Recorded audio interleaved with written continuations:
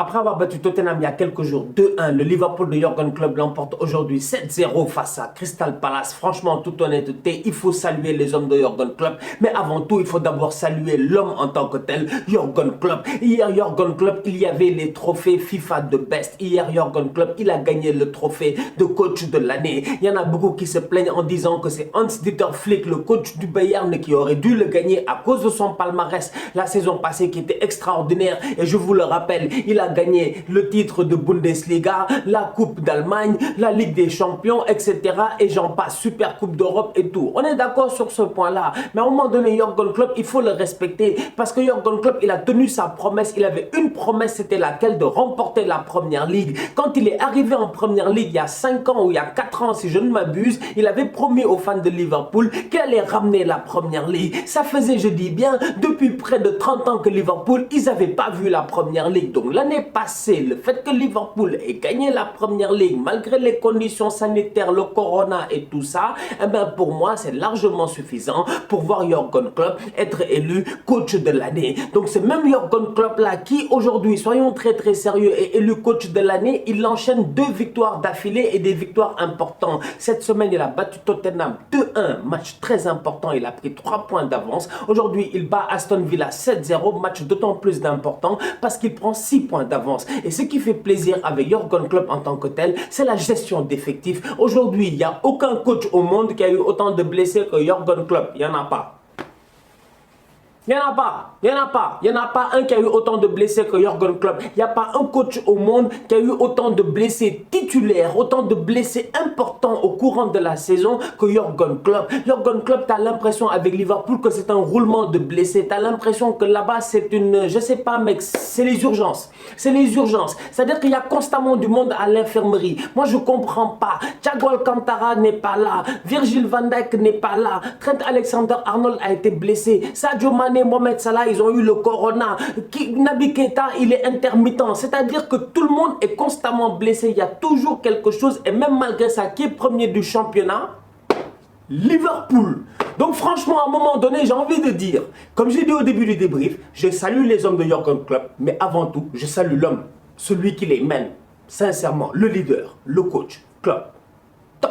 Cela fait 1 an qu'on attendait une top performance de sa part. Takumi Minamino, il s'est géré. Et oui, aujourd'hui, il s'est géré. Il a sorti une top performance. Minamino, aujourd'hui, il a été buteur. Enfin, il a été buteur. Sincèrement, premier but en Première Ligue. Et ma foi, quel but! Parce que le contrôle, il est magnifique. La frappe d'autant plus. Et en plus de ça, c'est le but qui ouvre le score. C'est le but qui lance les festivités. Parce que Minamino, il marque en premier. Et derrière Liverpool, ils en mettent 6. Aujourd'hui, sincèrement, Minamino, je l'ai énormément apprécié sur le terrain pour une fois. Pour une fois, parce qu'un boy comme ça, comme Minamino, nous on sait qu'il est talentueux. Le problème, c'est comment tu arrives, je dis bien, à te mouler dans une institution comme Liverpool. Liverpool, c'est pas un petit club. Liverpool, c'est un grand club avec de grands égos, de grands joueurs. Et pour réussir à s'y intégrer, je dis bien, ça prend un grand caractère. Aujourd'hui, j'ai l'impression que Minamino était peut-être beaucoup trop timide. Il n'a pas réussi à s'imposer. Ça lui a pris 1 an pour claquer un but. Eh ben, j'espère qu'il va continuer à en claquer. Parce qu'aujourd'hui, Minamino sur le côté gauche, Sadio Mané sur le côté droit, Mohamed Salah sur le banc, Bobby Firmino en pointe, ça a marché. Ça a marché. Vous savez pourquoi ça a marché? Parce que chacun était discipliné. Là où la dernière fois, Liverpool avait été anormalement discipliné, cette fois-ci, Liverpool, ils ont été disciplinés. Et je parle de la dernière fois face à Fulham. Là, honnêtement, soyons très sérieux. Minamino, il est resté sur son côté. Sadio Mané, il a fait ce qu'il devait faire. Bobby Firmino, il a passé son temps à dézonner. Mais la différence, elle est où? C'est que la dernière fois, face à Tottenham, Firmino, il dézone. Oui, c'est vrai, il claque un but en fin de match de la tête. Il n'y a pas de problème. Qui donne les 3 points, c'est Firmino. Il n'y a pas de problème. Mais à un moment donné, soyons honnêtes, on ne voit pas le même rendement de la part de Bobby Firmino. Aujourd'hui, le match qu'a fait Firmino, en toute honnêteté, c'est le meilleur match de Bobby Firmino depuis des années. J'ai envie de dire depuis des mois et des mois. Sincèrement, ça fait longtemps qu'on n'avait pas vu Firmino jouer comme ça. Et vous savez pourquoi Firmino a bien joué à mon humble avis? Parce qu'aujourd'hui sur le terrain, Mohamed Salah n'était pas là. Quand il y a un Mohamed Salah qui est en pointe, parce que Mohamed Salah aujourd'hui, soyons honnêtes, à Liverpool, il ne joue plus ailier droit. Sincèrement, si tu regardes les matchs de Liverpool, les fans de Liverpool qui regardent les matchs de Liverpool, ils savent que Salah, il joue en pointe. Toutes ces courses, c'est des courses d'attaquants de pointe. Aujourd'hui, tu as Salah qui joue en pointe, Firmino derrière lui, tu as l'impression que c'est compliqué. Salah n'était pas sur le terrain. Sadio Mané était discipliné sur son côté. Minamino était discipliné sur son côté. Firmino a dézonné. Mais quand il remontait, il avait quoi? Un boulevard. Regardez le but avec Robertson.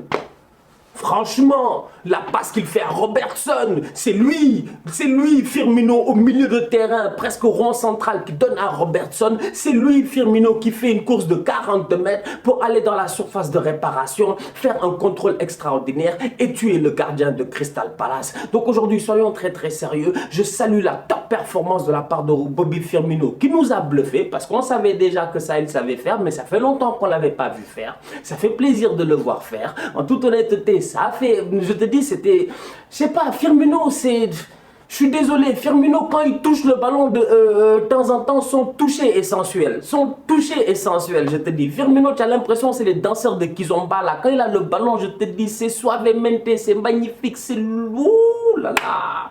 C'est dangereux. Je te dis, Firmino est capable, je dis bien, d'enceintrer un ballon de football. Aujourd'hui, voilà ce que Bobby Firmino a fait sur le terrain. Une top performance, sincèrement. Et à mon humble avis, comme je dis, je pense qu'il a fait un très bon match. Parce que Mohamed Salah n'occupait pas l'espace en pointe. La concurrence au milieu de terrain de Liverpool risque d'être assez compliquée pour Jürgen Klopp quand tout le monde va être de retour en bonne santé. Cependant, c'est un bon problème à avoir. Aujourd'hui, Naby Keita, il a joué, il a fait une très bonne performance. Henderson, il a joué, il a encore fait une très bonne performance. Wijnaldum, il a joué, il a fait ce qu'il sait faire. Du Wijnaldum, une bonne performance. Donc aujourd'hui, je regarde ça et je me dis quand même, soyons sérieux. Naby Keita était de retour. Ces derniers temps, on a vu que Curtis Jones, il a joué, il a marqué, il a été excellent. Donc aujourd'hui, si on regarde ça en tant que tel, soyons très sérieux. Honnêtement, quand Thiago Alcantara va revenir, qui va toucher le banc? Je vous dis, Jürgen Klopp, en ce moment, il est premier du championnat avec un effectif, je dis bien, qui est un effectif bancal.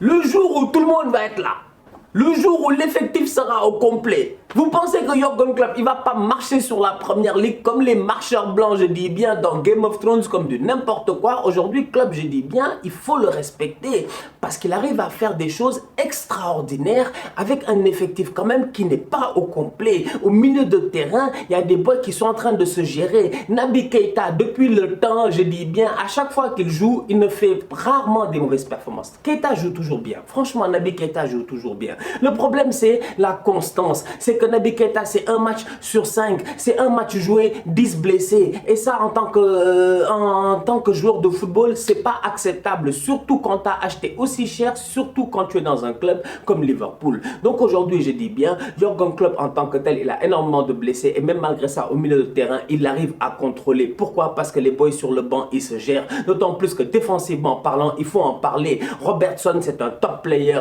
Robertson, ils l'ont acheté pour rien du tout. Je pense qu'ils n'ont même pas payé plus de 15 millions d'euros à Hull City. Depuis qu'il est arrivé, ça fait 2 ans. C'est le deuxième meilleur buteur, c'est le deuxième meilleur passeur décisif en première ligue avec Kevin De Bruyne.